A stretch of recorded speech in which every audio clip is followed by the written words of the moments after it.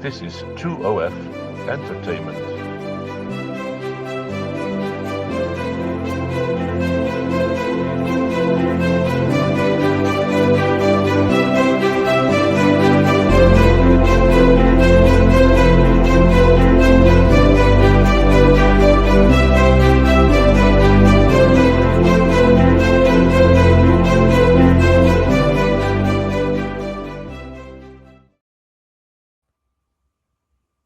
And here we are.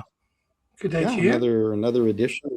Another edition of Canadian Art Today, and as always, we have another great artist today. Yeah, how are you doing? Yeah, I'm okay, and we're just sort of hoping that spring will be with us soon, but we're not quite sure. Yeah, well, we had another dusting again last night. I told you, Paul, I have actually used the snow shovel this year, which is the first time in 7 years that I've used it. So I've used mine a few times myself this year. Yeah.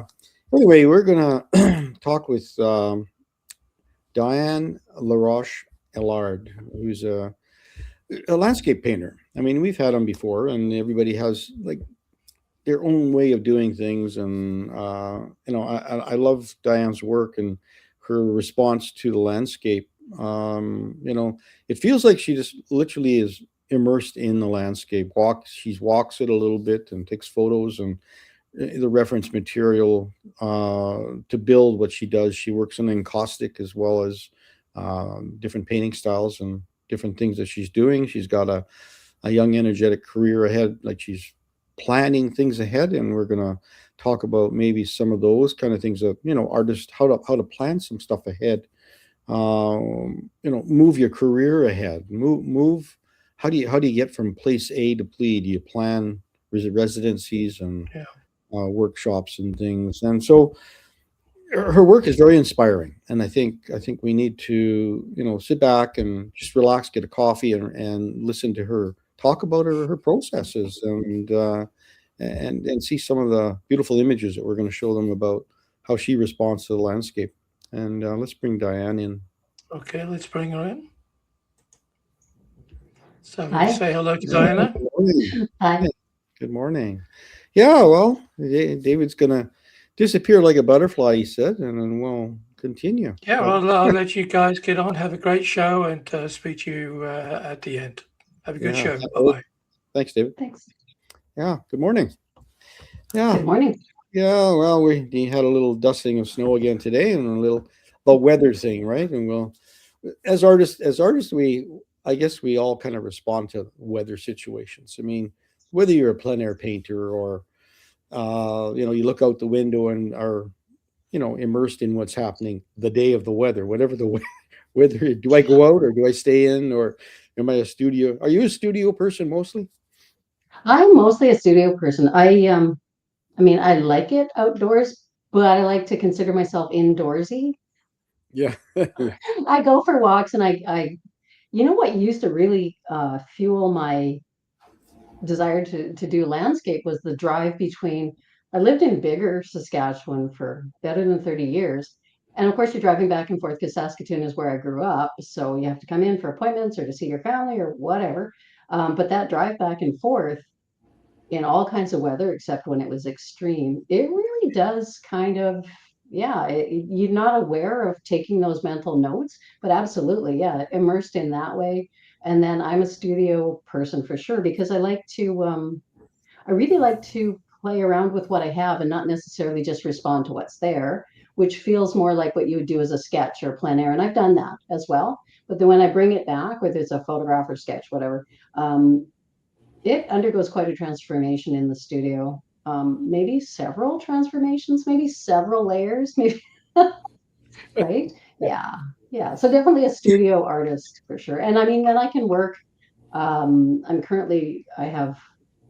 had to have like so many artists, have I don't want to call it a real job, a paying job, right? That you get a paycheck from every 2 weeks for my whole art career. And so working in the evenings and weekends was something I became so familiar with. And really then you have to be able to work in the studio, right? So.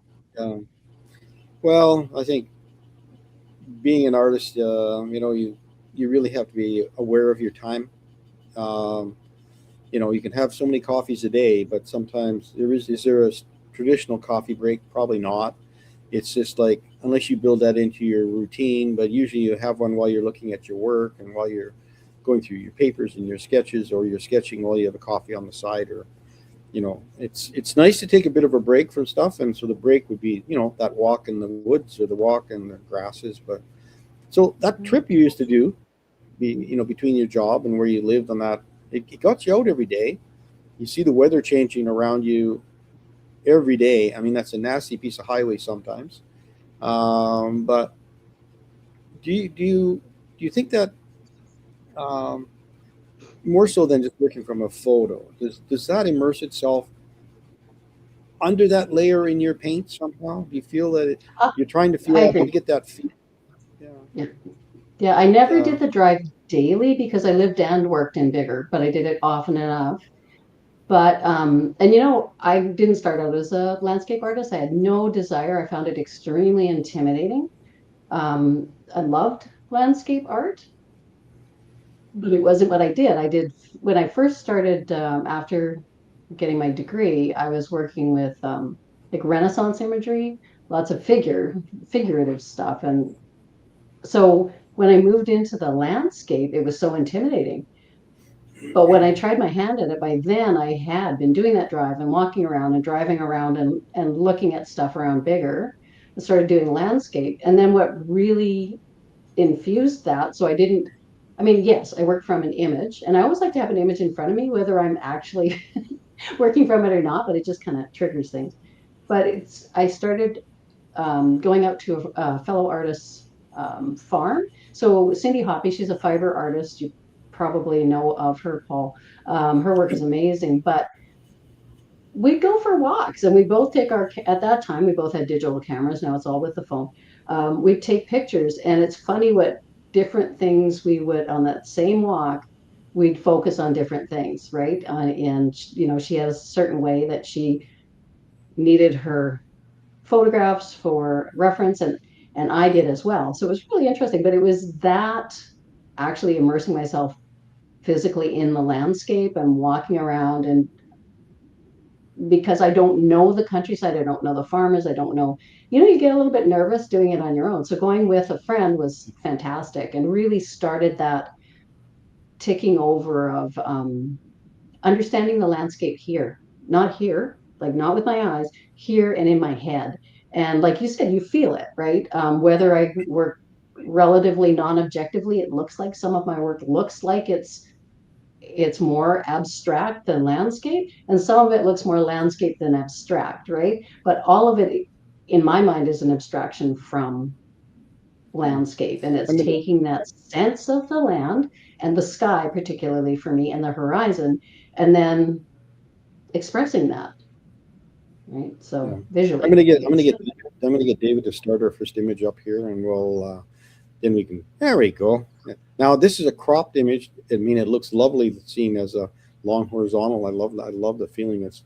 But we'll show people this image in its full context at the tail end of our show. So we're just going to start with it and end with it. So this is to hopefully get our all the stuff in a row what we're doing. So I it's I can see the charcoal in this piece. I mean, we don't have to messy up everything and fuzzy up all the edges and build those things, but yours has a kind of a loose way of looking at it, and then you build structure within the forms that you create from. Is that a charcoal that you used initially, or a Oh, pencil? no, because this is acrylic and mixed media. Charcoal gets a little bit dicey, especially because I don't have a spray hood, a fan that would draw that smell out, the fixative. Yeah. I don't like, and now where we live in Saskatoon now, I can't just pop out to the garage, which is where I used to. So quite often, and this is a combination of acrylic marker and what I love to, I still have to fix it. There's a different way, but Yeah. anyway, China marker. So you know what China marker is? It'll mark on anything. It'll mark on glass. It'll mark on China. And I use the black and the yellow in this and some white to get dry line, because an acrylic marker to me, yeah, it has a line, but it's like, it looks more like a brush mark to me than an actual, because charcoal, just like the, will kind of breaks, the line breaks up and it becomes particulate and then it's strong again. And so this is the closest I can come to it. Yeah. And then also in this one, I've started using quite a bit of in the sky to get that rough texture. I've started using oh if it's a medium. Words, when you're my age, words just sometimes just disappear. It is molding paste. I have it right there, molding paste. And so when I discovered that, I found a lot of, I didn't discover it, you know what I mean? When I started using it, just playing around with it, that's something I really want to refine for more texture, because when you see my encaustics, you'll see how much I can play with the texture. Whereas with the surface of an acrylic painting, unless you force it to, it's going to be a flat kind of plasticky surface, right? So thank you for saying it looks like charcoal, because that, I would prefer to work in charcoal my whole life. I would rather be a drawer, black and white, but it just doesn't work very well. Well, we do get enticed by all the colors on our palette, and a lot of people just try to use all the colors, and it's nice sometimes when you only have a minimal palette. There's a lot of strength in a minimal palette. I mean, I love the rhythms of this, and it's such a it's a rolling country a little bit, and you try to, how do you create a line and how do you create depth in a landscape, not only by just hue and value in the light, and you're pushing people back and forward, and trees give you a little sense of depth, but this one's quite nice. It's got this little linear grass line that kind of takes you back, and it's those observations of trying to find things that are depict that same landscape that's different than yours, than say your friend Cindy, right? You're trying to say, what is my vision of this space, and it's different than the person you're with. I mean, it's really precious that you're able to go out with somebody else who's enthused about the same kind of things you are. I mean, there's a camaraderie there, and you can bounce ideas, and women seem to have more of that than guys. Guys are like, I'll fall out of the tree first before I take a course on anything. Like, it's like women will take a workshop, they will do things. Guys, they go, no, I think I know everything. I don't. And like I said, they'll fall out of the tree to learn that you could use a ladder instead. But no, they need to climb it themselves to understand everything, and which is fine. I understand personally what it's about. But so you usually have a show in July or something in your group? Yeah, we haven't actually. It started in I'm gonna say 2020, because it was right at the heart of COVID, and Michaela Hoppy and I lived literally 6 houses apart. So again, another artist, happens to be the daughter-in-law of Cindy Hoppy, fiber artist who lives north of Bigger. So we thought, well, we're just we can't get people in. Nobody's going into galleries. It's all online. So we thought, well, just for Bigger, we'll just hang up artwork on our fences.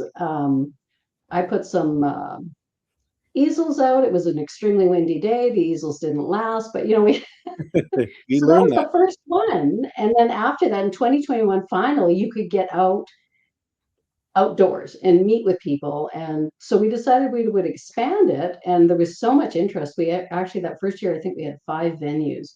So Cindy Hoppy's farm, and then we had a flower farm, and there's an artist, metal sculptor in Arlee. He opened up his, and then we actually had an alpaca farm just to draw people in. So we had these venues, and it was a huge success. I think people were just ready to get out and see. And so we've built on it every year, changed it a little bit, and it's fantastic. So this year it is July 18th, Saturday, rain or shine. And there's lots of information out there. If anyone's interested, it's Prairie Art Road Trip. Honestly, if you Google it, you'll find our website, or you'll find us on Instagram or Facebook. Yeah. So yeah. I think it's really important to find different venues than say the traditionals. The traditional venues are, you got a queue, you got all these other little things, and it's very social to have these pop-ups, we'll call them, and they're artist organized. And I mean, we've heard a number of artists will have a little grouping in a back alley, and they'll have shows and put them on the fence. And just a different feeling completely than in a clean white space in a little squared up building with glass windows. I mean, really nice that you can be in a traditional gallery situation or in a commercial situation, but sometimes looking for an actual response with people that are in your area about your work sometimes is important. Yeah, your daughter can paint better than you. Yeah, you hear all the little lines, but it's fun to talk to people about your work because you do get a different response. And the nice thing about those tours, that person has committed themselves to get in a vehicle and travel about to you. So they're your person for that time that they're there. And it's really nice, and it's a treasured moment that you're able there. It's a small bubble. This doesn't happen for usually many years because artists' lives change and things happen, but really enjoy those moments while you have them because they're very, very precious. Anyway, this piece, it's usually I see water around these islands that are like this. The other painters and artists who will paint this rock island of nature that sits in the middle of a beautiful pristine lake, and I just love seeing where is this one situated, this painting. So this is way up north, and it was actually a firefighter who also does photography, and I just loved the image. It was much further back, so I just approached him on social media and said, would you mind if I just try, because I just loved it. And the reason I included it here was this had a lot of breakthroughs for me. So it is actually acrylic on cradle panel. Not sure why I decided to do that, but when you look at the sky, a lot of that was, oops, look at that. So when I worked on the sky, I had dropped some water, and then the acrylic didn't adhere the same, and I started to play with that. And so then I'm working it up. And yeah, I'm sorry, your question was where is it? I can't remember exactly, but it's way up past L'Orange into that area. So I loved the light. I loved the lines I could see in the trees. So the other thing I did with this that I'd never done before was that line, that frenetic kind of for the trees. So everything that you see, some of it is actually painted brushstroke, but in those, I don't know what kind of trees those are, but anyway, obviously some kind of pine or fir or something. Yeah, they'd be Anyway, a pine so tree. that's all. Pardon me? They're probably a pine, or they could even be a larch tree, but Yeah, I wonder. I don't know what like the way the lighting was, you really couldn't see the color that much. So yeah, it just came off as almost that darkish grainy black, right? So I went in with there's no pen and ink in this one, it's all the acrylic marker, and just let the line happen. And then the white line you see is also a white acrylic marker. And that's this is the first piece that I ever really let that line speak as if it was a drawing on a colored ground. Does that make sense? And allow the line to delineate the form and give it mass, which is something I'm very happy with in this piece still. It's actually one of my favorite pieces. I like the happenstance of the speckled sky, and you left it, which is, artists need to know this is something that just occurs occasionally, and it's like somebody's looking and saying, here, I'm going to present you with either a solution or a problem. And you have to embrace it one way or the other, and I'm glad you did, because it offers that different speckle, a little thing that's happening that would not normally happen somewhere else. But would you take that idea forward, say, if you like that in the future? Do you try to replicate things that come? I know things happen to you, happenstance, like in your work. We'll talk about a couple other pieces here that were kind of neat. They think, well, how did that happen? But those lovely little accidents, whether it be, I don't know, oil on a surface and you try to put water on it, that kind of thing. But maybe this one got crossed and contaminated with your encaustic work, maybe. But anyway, Doing encaustic then. Actually, encaustic is relatively recent, but yeah, I mean, I couldn't figure out how to. I tried to fix it at first, and then I thought, I like it, but replicating is interesting and almost impossible if you're not truly paying attention. It would be, the process understanding, trying to figure out how that happens, so you could redo that technique, which kind of gives you kind of a uniqueness that nobody else is doing. It's sort of like a discovery that you almost cannot reteach it. Like it's one of those things that just happen. Anyway, I love the lines and the nature, and I love the fact that a firefighter took this photo, because we had some devastating fires in the north in the last number of years, and this is almost like knowing that background is a bit of a response to that. I mean, this is the off season. There's no real fires happening in the winter, but it's remorseful. It really feels time out. It has that feeling of give me a break. I don't know. There's feelings that come to art for different people, and it's a lovely piece. Then we get into some spring summer stuff here. We're good.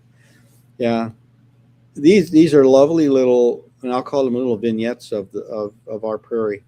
I mean, we love flora, fauna, and all the things that that I can feel that smell in the air when I look at a piece that I want to be there.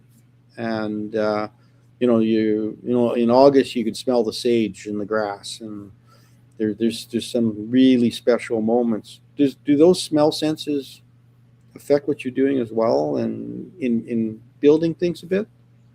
I think so. Yeah, I think now that you say that, it's funny how different people respond to images, because I've had people, and honestly, it floors me.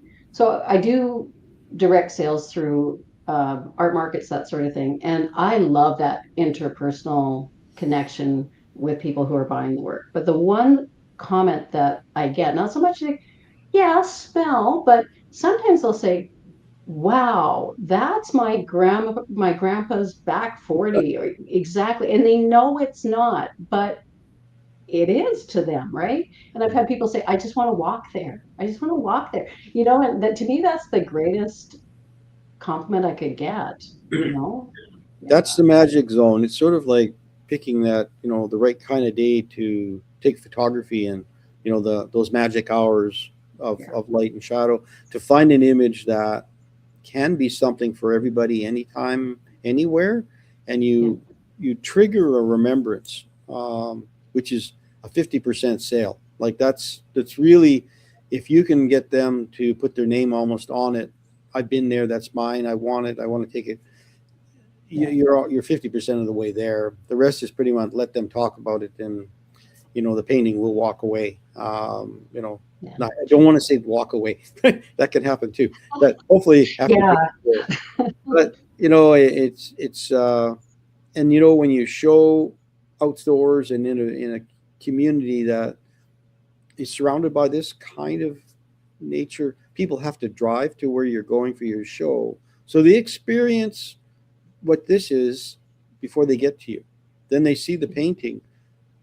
Like you said, that they're very strong senses, because art really is a want. It's not a need, but when you can get closer to the need, that's a trigger. And I think it's really important that you don't paint to it. It sometimes just happens. You naturally do it. And I love. Again, we talked about this creating a distance thing, and I love this. The road is subtle in the background, and you get that nice little zigzag that takes your eye through the painting, and it has you want to stay in the painting is what I guess I'm saying, more so than in and out, move on, right? Because what do they say? How long does a person stay in front of a painting? Say 8 seconds tops. 8 seconds. There you go. So if you can command, you've already commanded them more than 8 seconds already. So there hopefully, you go. Yeah. I love that. Yeah. This is more of a policy. Now, this relationship of fences, How does that resonate with you? Like the importance of a You know, fence? I think a lot of it from a technical standpoint, I need something to anchor the viewer. And for me, so a point of, whether it's your point of interest, so quite often what I'll do is I will look for, that rule of thirds. So I'm looking for, in the image where I can start your view. And for me, that's the focal point. So for this, it's the base of those two fence posts. So from a strictly technical point of view, the little tree on the side catches your attention. You get zapped over to the fence post, and that's going to draw you back. There's an S curve kind of visually. Yes, but when I'm painting it, do I know that? Yeah, I don't know. What fences do for me is they have a structure in a landscape. Some people paint. I used to do a lot of figures, so the fences for me became that touch point that's like a figure. You will always, if there's a figure in a landscape, your eye will go to in any painting, your eye will go to the figure first. So this works kind of in the same way too. Also, I mean, I love them. They're especially the older, more decrepit, falling down piece of fence that doesn't really fence anything in anymore, the better. And we're losing those a lot. You find them, they're like, what diamond willow is, Paula? So it's willow that grows, and it has everywhere where there was a knot, it's a diamond shape, right? And so they used to make fence posts out of that stuff. Just amazing, right? And of course, now, 100 years later, it's falling apart, and nobody really does anything with it. And Yeah, the rust on the barbed wire, and that kind of a very visible presence of a human in the landscape is interesting yeah, against what then becomes a very overgrown, because if those fences are falling down, nobody's really maintaining that fence. So they're allowing maybe the land to go back to natural prairie. Maybe so that kind of stuff is the narrative, but the visual presence of it really does help me technically work through a painting. yeah. Putting a human um, footprint or fingerprint on the landscapes as we were here. It's such a short time, really, relative to the time of nature. But a lot, like you said, these barbed wire is a funny thing, and fences they're a dangerous thing sometimes when Oh, yeah. you're working with natural structures and organic shapes and different things, and all of a sudden you put in posts and pillars and different things, and you kind of go, what's it really about? Do these two belong together? Like, now the storytelling changes a little bit. If this was just without fences and fences right now, it was just trees and landscape grasses and sky, that's one feeling. When you put Mhm. this aging older post, it's not a brand new post, so it's been there for a while. There's a lot of stories being told within this, right? The barbed wire is almost a simile of trying to be a burr of some kind that was natural, but now the barb is a natural man-made item that is trying to represent a natural thing, but yet it's nasty stuff. Old Mhm. wire is, and sometimes it's a problem. There's some of it just laying loose in the grasses, and so they're trying to gather that stuff up and recycle it. But no, it's a nice response piece, and and it's it's subtle, it's nice, and the posts aren't straight. I love it. They have a little They never canter. are. They never are. Never straight, kind of in and out. Okay, now we're gonna get into some beautiful piece. I love this vista feeling. The loose nature of this piece. Is this an acrylic piece again? This one?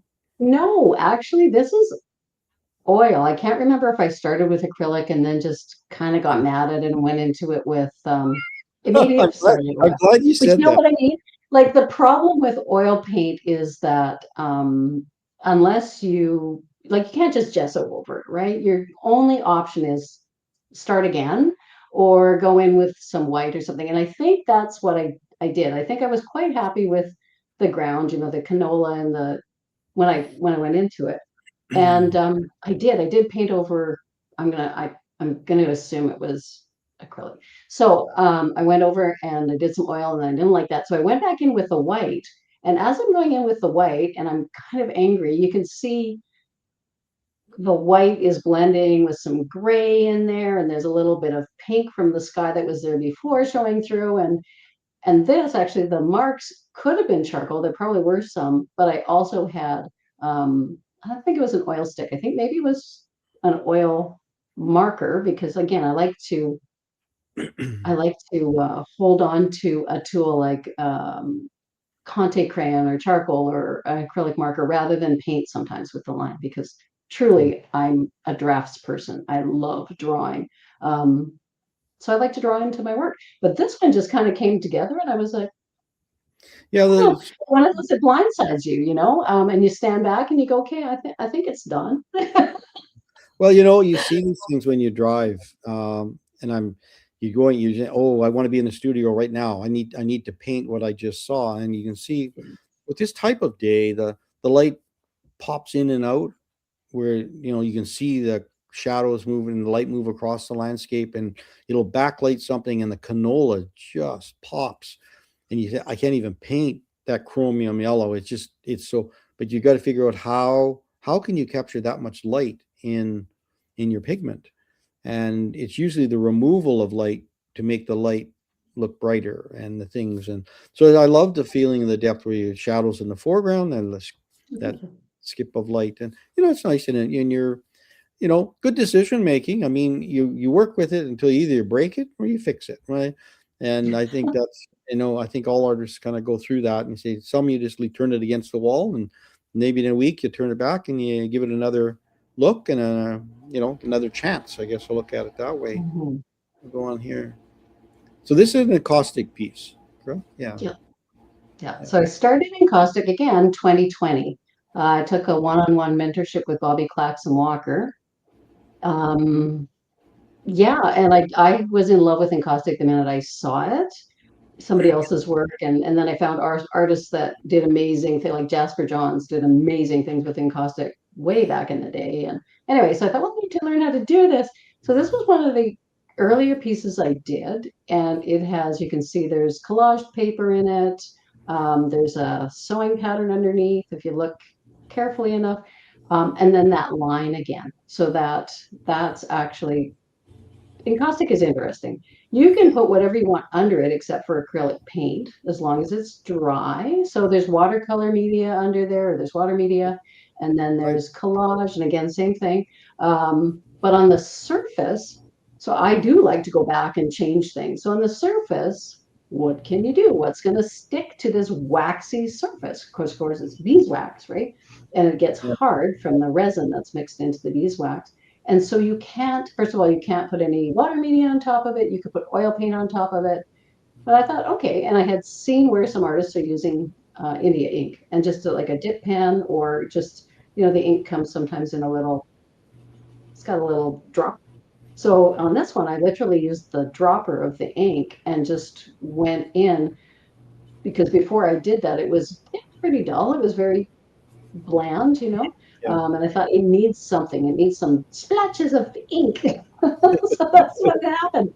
And I did a whole series of these. And now when I try to get back to that freshness, if you call it that like we talked about this, Paul, that naive, when you first start working with something, you do stuff, and unless you really try and replicate it right away, you almost lose it. And for sure, you don't have that first discovery look. It's impossible to replicate that. And for me, that's what it had so much promise, and I've done so much more and different things with encaustic, but this is the bare bones of what I love about encaustic. So the surface and the shine, the transparency through, and then, being able to play with the surface more and more.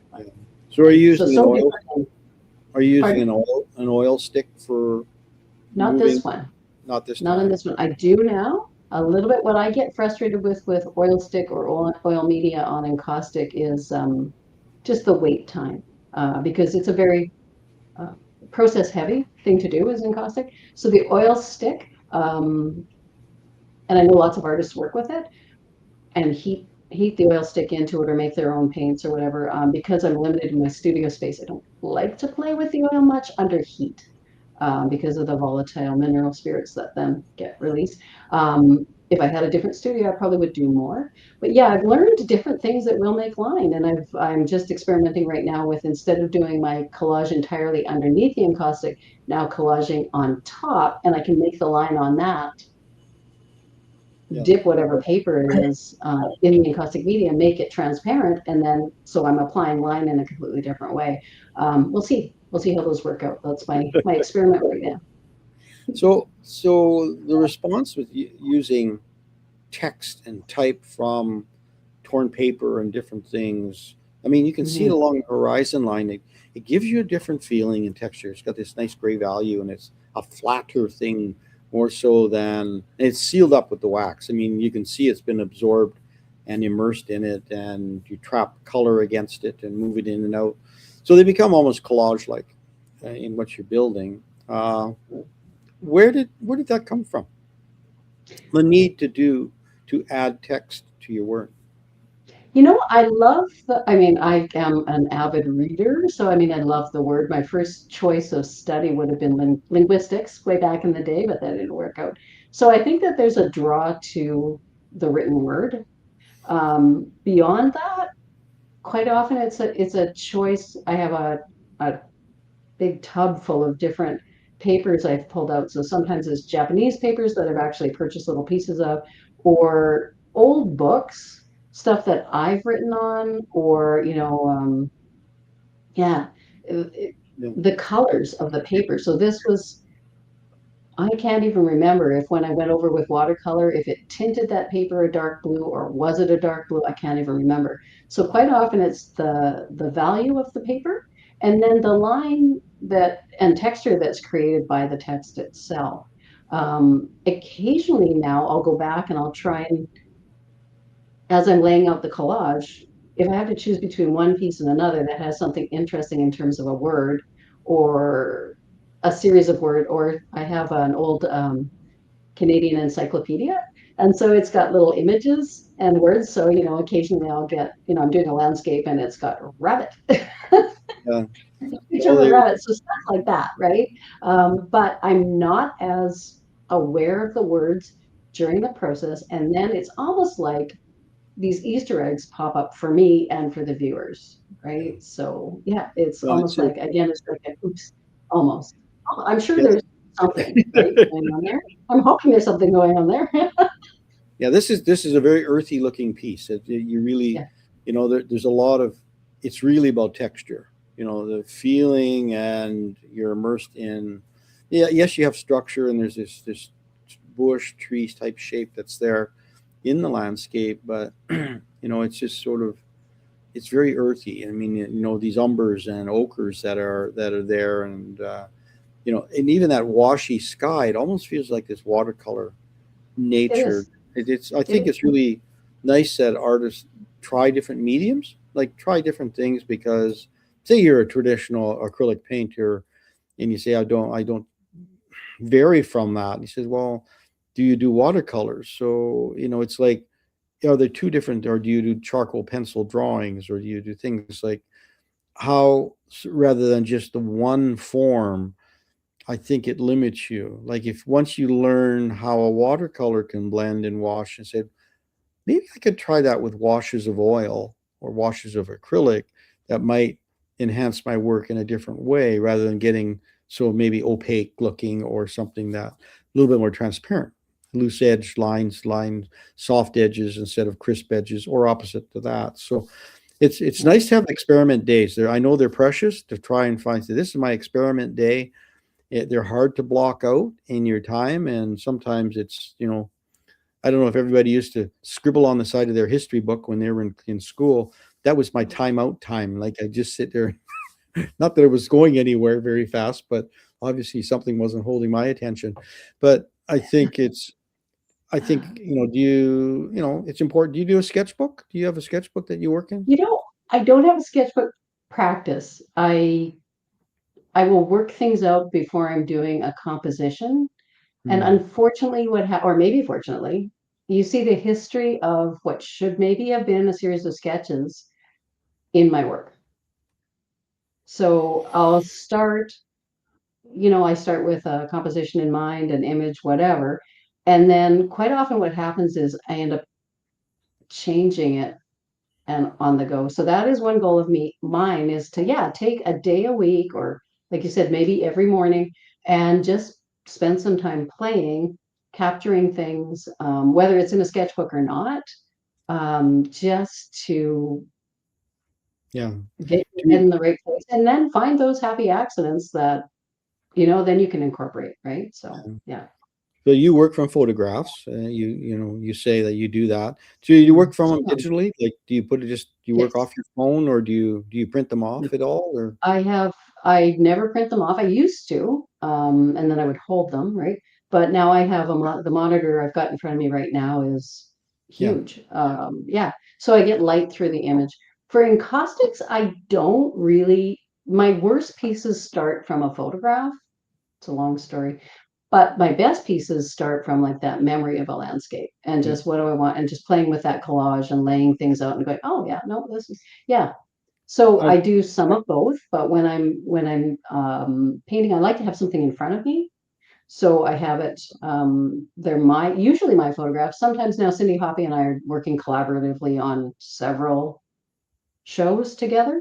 So we're working from very, very similar or the same photographs. So sometimes she'll send me them, but I'll put them up on my monitor and I will edit them so that I get the composition where I like it. I'm fairly proficient at digital media, so I can zap things. But one like this, no, I knew I wanted to have some canola, and I had some beautiful green and yellow Japanese paper, and I tore it up. And so that's my process is for these, is collage. And then what you see in the sky is water media, usually watercolor, sometimes colored graphite that is water soluble. right. And then it's going in with the encaustic over top. And there's one of the happy little things. So I was doing this, and in the Japanese paper, there was not just flowers, but there was a pattern of butterflies, or, that little white butterfly in the corner. And I saw it and I thought, ugh, it's kind of goofy. I don't know. And I left it for a while, and I sent a picture of it to my friend. And I said, what do you think? She goes, did you put that butterfly in there? I said, no, it just happened. So she goes, okay, I want that piece. I wasn't a sales pitch. It was just, she just loved it. She just thought, and she has a PhD in food science, and she's an agriculture scientist. And I'm looking at this canola field and thinking, don't ever show this to one of the farmers. It would be a miserable canola field, but nevertheless. I love the looseness and yet structure in this piece, and the variance of blossom sizes, and the color variance is yellow on yellow, yellow on ochre, yellow, like they give a nice little pop, yet there's that defining umbers that define a shape in it. The butterfly, when people see it on the far right there, the little tiny butterfly sitting on the top there, I didn't see it to start with. And when you point it up, now all I see is the butterfly. It's just like, Right. oh, yeah, right. But it's those lovely happenstances, right? Again, everybody has them. It's like, do not cover stuff up too quickly. Walk away, go have a coffee, come back tomorrow, look, have a friend look at it, whatever. A certain percentage of the time they'll say paint over it. But it's, the thing is, when things happen, it's sort of like this big blossom sky that's happening there. It's like the freedom of it, that you just lay it in, and it just washes down, and these colors meld together and stop. Like, knowing when to stop is really hard. I know a lot of artists say, oh, maybe I should have finished it to the top of the page, and all those little things, but leaving that light form in there keeps that nice loose feeling. How big is this piece initially, this one? It's tiny. This is probably, I can't remember if it's 6x6 or 8x8. I did a whole series of these Yeah. specifically for markets, because people like small work, and I get to talk to them about the freedom of encaustic and this and that, and it sort of ticks over in their brain. But it's small. I would love to say I could do this large, but there's something about working small that forces you to do it, right? I'd love to see this piece floor to ceiling, 8 foot by 8 foot in a building, The presence of it would be amazing. Like when size makes a difference. Like, you think you could, a lot of things you can't blow up. They just don't. They just don't. You get a little tiny sketch. You love it. It's just a little sketch. I want to replicate it. You know what? It's a different painting. But it's a great challenge, though. You say, because you're not as loose. Your brush has to be bigger. Everything has to be, how big those blossoms would be. Have you got enough in you to say, I want to make it a blossom that's this big on a canvas? But when you can see the thing from 30 feet away, when you walk into a room, it commands some presence, if that's what you want. So it's nice when you have a show that you have a couple of dominant paintings that command what the show's about. The other ones are subordinate that speak to that piece of work to create a body of work. And this piece would have that kind of presence. And it's, like you said, it's spontaneous. It happened shortly. Little things, just a morning and it's done. And you go, how, wow. And if somebody wants it like right away, that's in a response when somebody says they want it, you're hitting a bell. Like there's something there. And going, I'd love to see even, this as an oil or an acrylic painting. Because you can get a big brush and you can wash in inks and different things to give you that sky look in a larger 3 foot by 3 foot painting that would command a presence, and not to replicate it, but mostly to say, try to give that loose feeling to it. It would be a nice challenge. And it would, yeah. Yeah, I totally agree. Totally. And that, for me, that's the challenge is to, whether it would kind of replicate this or whatever, is to get that looseness with intention. Does that make sense? So it looks like it's almost unintentional, but it's a matter of stopping and I do larger pieces. it's hard to do. Yeah. It is so hard to do. Yeah, that's my next goal. I think, like we talked about, you set goals, how do you manage your art career? Well, Yeah. It happens with art galleries. When you get good at one thing, they say, give me 4 more. Yeah. And you go, oh, now you have a danger zone. You have to say, do I paint for the gallery and their audience, or do I paint for me? And say, well, maybe my next show, maybe next time out, you'll see. So maybe paint more of them when you're doing it and just say, yeah, I've just painted a couple more, but then you have to move on. Yeah, I think. Yeah. Now this is ultimate freedom. Like feels very Japanese to me. It has this very Japanese feeling. It's just the loose. It's like you did it with a big one of those, the big loose hockey brush of some kind, and a painting brush and the colors. So what is it painted on? Is it on copper or? No, it would be cool. Actually, I know several encaustic artists so this is encaustic. It is on can't remember if I was using clayboard yet. So it's I think it's clayboard. So if you don't know what clayboard is, you're probably along with the vast majority of humanity.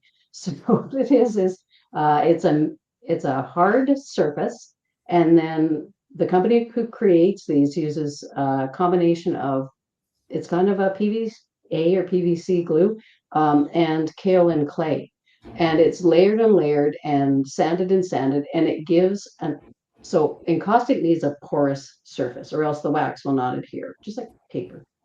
It has the feel of silk, but it's porous. And so it's fantastic to do encaustic on. So the same process as all of them. So again, my structure was, that's collage across the back, the horizon line, that line coming down.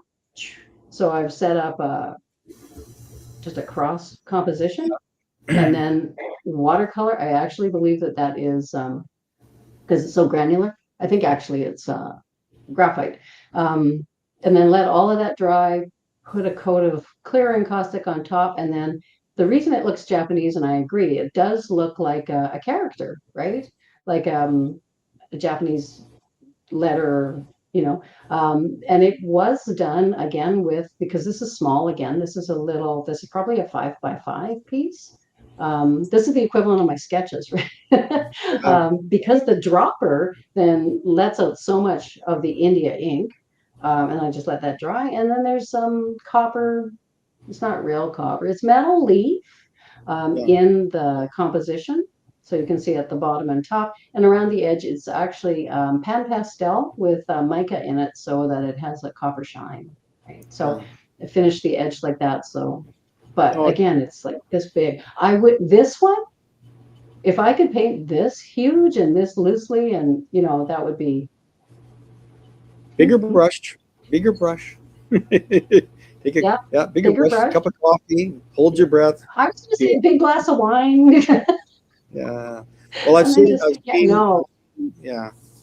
some of the Japanese and Chinese artists painting on the floor with these big mops, and they'll sit for most of the time meditating, thinking about what they're going to do. It's like choreography.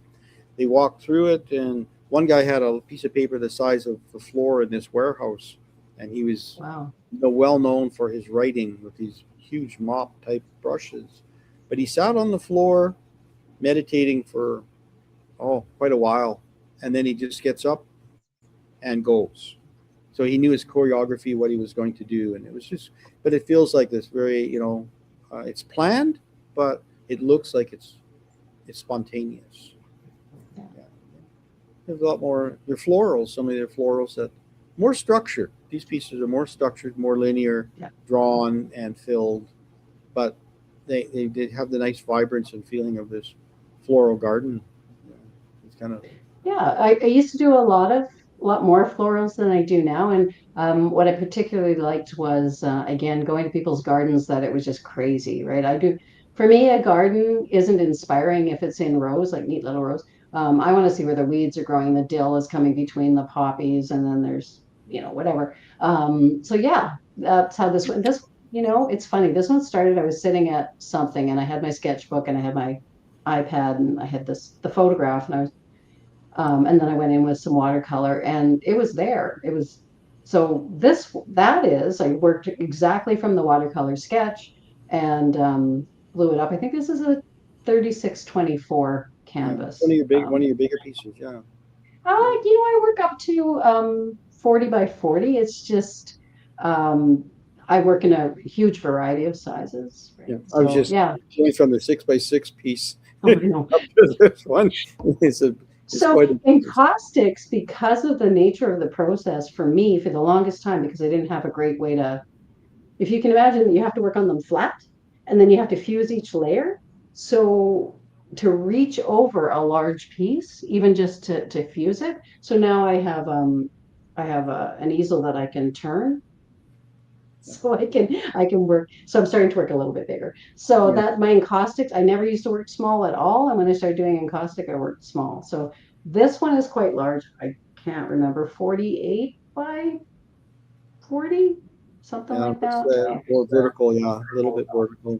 It's a lovely response to a very tangled garden. Like it's really full, and yet these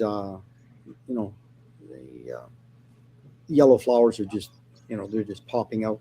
I love that they're not all sitting out perfect.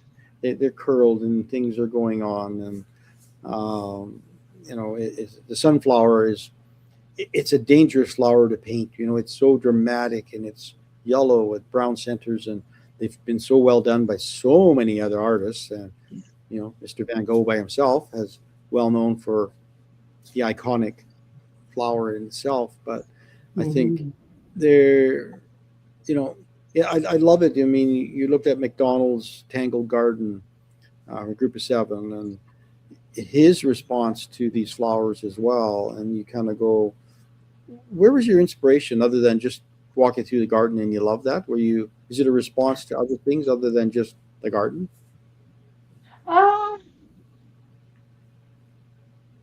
It's interesting. That's a good question. This same garden had poppies in it. It might have been the same day I was walking through and taking pictures. And I love poppies, so I probably just intended to paint poppies and then took these pictures of sunflowers. And I agree. Usually sunflowers to me, they're kind of ugly. they're hard to touch. You gotta turn them. You got to turn them. You can't have them all facing you like this. No, exactly. And this just happened. And I think I actually worked from 3 or 4 different photographs from that Oh, nice. shoot to get enough volume of them in there. And this one happened. I mean, I had a sunflower painting right around the time that the war in Ukraine started. And every time I paint a sunflower now, I do think about that because it is their symbol. But it's not really a response to that. It's the abundance and overload of images and lines that just appeals to me. I would rather work with more than less and then pare it down. This I didn't pare down. I mean, in fact, if anything, I added more than was there, right? So yeah. There is a complexity to it that is beautiful. I mean, there's texture and line, and you start. How do I define one green from another green? How do you? The complexities are there, and I love how the aging of the flowers in the piece as well. So it's I got to move on. There's a couple more back to our winter weather here, and encaustic again, I would assume. And no, this one is. So it's interesting when we talked about text. So I don't think you've noticed it. First of all, this is acrylic and mixed media. So this is acrylic. There's some metal leaf along the horizon, which the name is Copper Along the Horizon, but you don't really see it unless you're in exactly the right light. And then ink. So in the corner, when I started working on it, I saw it looked like, just from my brush strokes, a word. So I went in and actually painted in with a stencil the word sky in the upper right corner of the image. And I've done that with a few pieces now, and quite often they get buried. But it was just one of those things. But yeah, this is acrylic, and I liked using my palette knife and scratching back over the slightly bumpy surface gave me that almost that encaustic feel, right? So yeah, this one is can't remember. It's not huge. It's about 20. It's about 24 by 30. I'm going to say.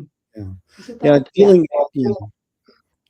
Dealing with silhouettes is always an issue, but you got to really have strong line and, thin, thick, different things are happening, some different gray values. But it's still it's very much what winter's like. All the leaves fall off and you get all this spiky looking bush that turns into a beautiful tree, in the summertime, or a bush, right? So back into warm weather again. Yeah. So this, I said when I work from photographs, it's my worst encaustic. I don't mind this one. So this is part of a show. Actually, it's hanging in Humboldt right now. So taking the same image or very similar images. Cindy Hoppy's doing this image. She did it in fiber and thread painting, and I did it in encaustic. My process was exactly the same as it always is. So there's a ton of collage under there, and then a water media sky. But as I started to work on it, I really did not love what was happening with the collage, so I ended up covering it almost entirely. I think in person, actually, it's a much more successful piece than the photograph, because that fireweed in the front pops better and everything works better. But this is when I feel like I have to adhere to the constraints of an image that I'm working from, that I don't ever feel 100% happy with the outcome of it. So that's a situation. But I included it because it's a large encaustic, it's really recent, and it's got the components of encaustic that I like. So it's got some line going on. And, some of that, the texture of it is lovely in person. But like I said, sometimes you start with the best intentions, or maybe your intentions should be different, right? Well, I don't think it's my most successful piece. Yeah. Well, you let your journey be what it is, right? A little bit, you have each piece is you want them to be similar in, so they know that it's your style of work a little bit, but that comes naturally anyway if you're responding to, different medias or something you're working in. But I think it's a nice representation of a space in your own vision. and it's from working it, and building those layers. So yeah, there's a walk in the woods. Yeah. Mm-hmm. So this Yeah. is really also kind of a prairie piece to me, because the prairie doesn't necessarily always have to mean literally the prairie. This is a little grove of trees that's on the edge of a field, right? In the fall. Yeah.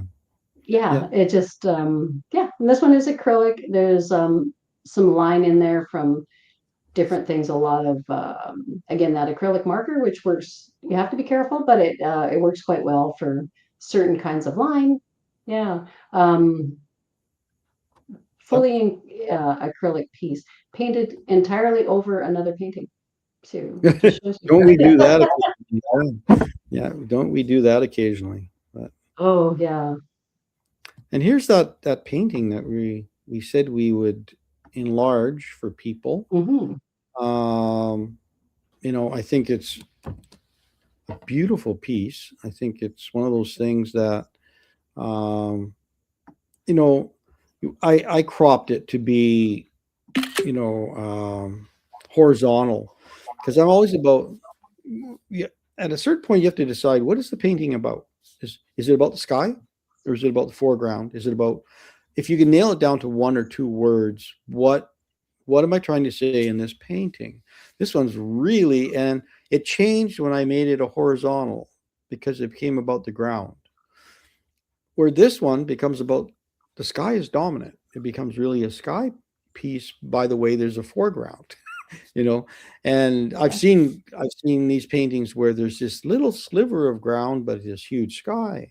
So scale means so much, and it changes the context of what does that painting mean. And the artist is usually spontaneous. If you're dealing with a square panel, you're kind of dealing, if you're dealing with a horizontal panel, is it vertical or horizontal?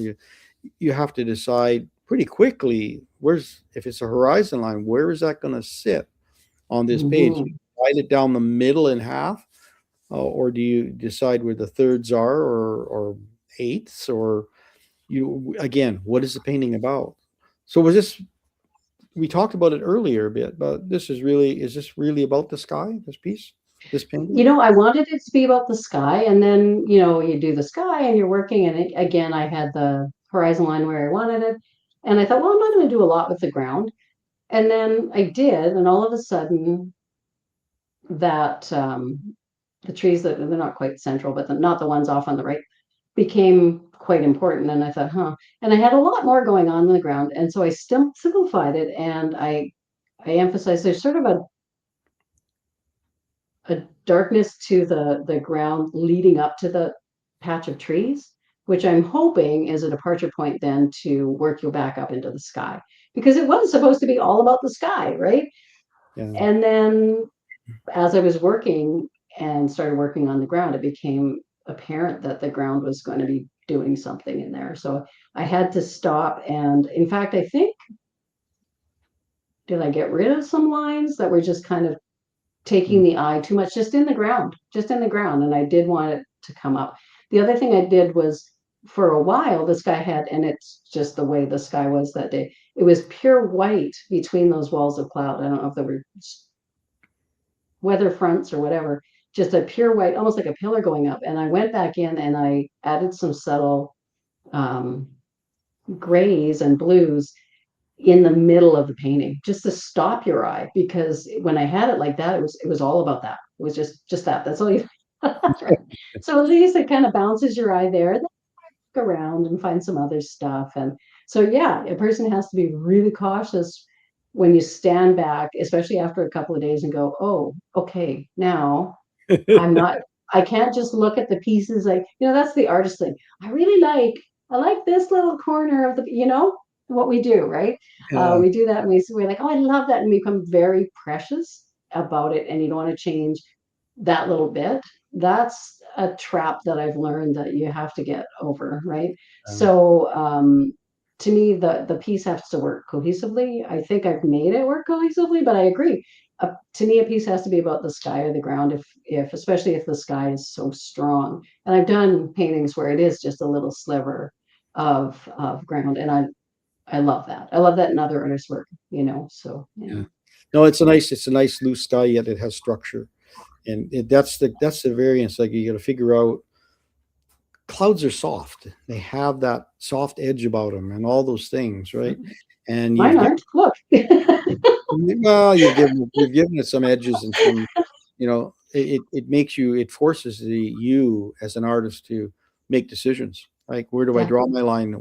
How big are these clouds? And the clouds are a little different in the background than they are in the foreground, and they seem to be exploding, and they have an energy to them.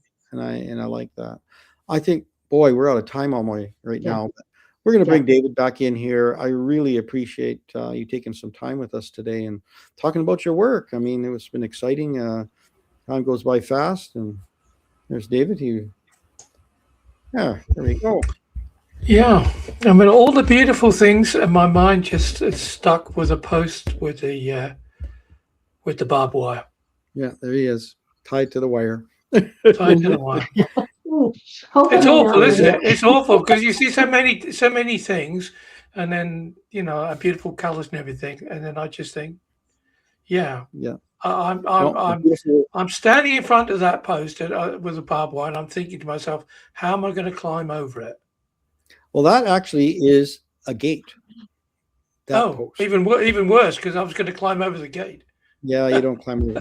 You actually there's a hoop of wire, and you lift the wire up and over the post, lean the post down, go over, lift the post back up, put the wire back over the loop back over the post. That's how they're done. Yeah. Anyway, too complicated. I used to have to ride shotgun on my uncle's truck, and I was the gate guy. I hated it. I had to open and close the gate. Well, he got to drive the truck through into the field, and I had to close the gate. So I know about gates. Anyway, but funny, isn't it? You just kind of get. It's funny. Your memory. You have a complete portfolio of art, and your mind just gets stuck on one thing, which is. And a website. I just wanted to ask, actually, if anybody wanted to purchase one of your pieces of art, can you give the viewers a little bit of a ballpark pricing and what they'd be paying for it? Yeah. So my prices range from the really tiny ones are about 115, like the 4x4s, up to let's say $1,500 for the larger ones. Yeah. And I have to say then Canadian dollars, so that everybody knows. Oh yeah, even more reasonable. Well. You can pay me in pounds. You can pay me in pounds though. I'd be okay with it. We accept American dollars and pounds. Yes. Or American dollars. I'm good. We're good. Well, thank you very much. We enjoyed it having you be with us here on Canadian Art Today. Thanks, David, again for doing our production work. Thank you, Paul, for bringing another wonderful guest on. And we're just going to push it out a little bit, and we'll see if we can get some things happening for you. And we appreciate it that you spent some time with us this morning. Now you have to go back to your day job. I'm sorry. I do. But thank you very much. It was a lot of fun. I thank you for the opportunity. Yeah. Well, thank you for coming out onto the show. And what we always say to everybody as well is that if you enjoyed this, there's a lot more other shows with lots of other artists. Not quite as good as Diana, but lots of other artists as well to see. So we encourage everybody to like and subscribe to Canadian Art Today. So thank you to Diana. Thank you once again to Paul for another wonderful guest. And until next week on Canadian Art Today. Have a great week, guys. Yeah. Bye-bye.